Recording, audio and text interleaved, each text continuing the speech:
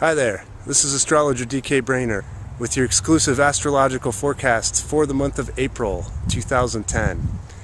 April is sort of 2 months in one. We start out with this big burst of energy. We've been dealing with Saturn and Pluto squaring each other, two of the heavyweight sort of lords of darkness planets of the zodiac, battling it out with each other in the cardinal signs, which are on the world horoscope. Cardinal signs are about initiation and movement, and a lot of that initiation and movement has really been blocked by this heavy energy we've been under. And the great news is that that energy released for the time being in a big way at the Libra full moon that ended the month of March. So we start off April with this big sort of upwelling of energy. And I want to tell you, if you've got things to do, get them done in the first half of the month, because April is sort of 2 months in one. First half of the month, we've got this sort of tide of energy carrying us along, and then in the middle of the month, on the 14th, we have a new moon in Aries. So Aries is about initiation and starting things. New moons are about planting the seeds of new ventures, but practically a lot of times the energy of the new moon feels sort of like a downer. It's the end of an old cycle, and if you've ever done any gardening, you know that when you plant a seed in the ground, there's some waiting to do before that seed will sprout. And then when Mercury goes retrograde on the 17th, Mercury is the planet of commerce, of communication, of transportation, of connection, of mentality, thinking. And so when Mercury's retrograde, everything tends to sort of slow down, do a little bit of a whirlpool, backward motion kind of thing. The Mercury retrogrades are built in for us about 3 times every year so that we can really slow down and evaluate where we are, do some course correcting, and take time to reflect. So it's really sort of an astrological safeguard to keep us from getting too far out there and too far away from our core, our center, our soul mission.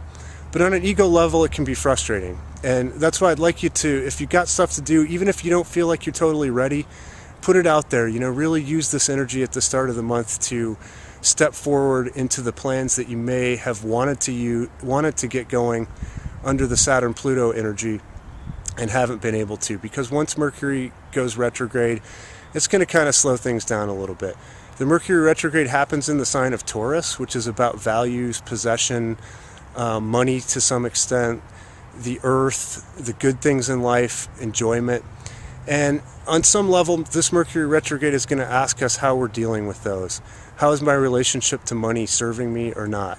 Are my possessions actually helping me? Are they tools that I'm using to carry on with my soul mission? Or are they actually holding me back and blocking me from being my authentic self? In my class on the archetypes on Wednesday night, we were talking about possessions and stuff, and why many other places in the world where people don't seem to have as much, they also don't seem to have as much fear. And one of the ideas that came forth was that what holds us back, or what makes us afraid, is that we're so afraid that we're going to lose all of these possessions that we've kind of held on to. So possessions are great if they bring us joy and if they're useful, but that's one thing that the Mercury retrograde is going to ask you is are my possessions serving me, or are they actually imprisoning me? And just on a bigger level, with the Mercury retrograde, again, it's not a great time for launching new projects, buying new things, moving boldly into the unknown. It's a better time for going back and sort of catching up on things that we have not finished from the past. So April's 2 months in one. Get out there and use this energy at the start of the month, and then use the second half of the month to sort of reflect, do some course correcting, and plan for moving deeper into the spring and into the summer in this amazingly transformational year of 2010. This is Astrologer DK Brainerd saying, may you go with the stars.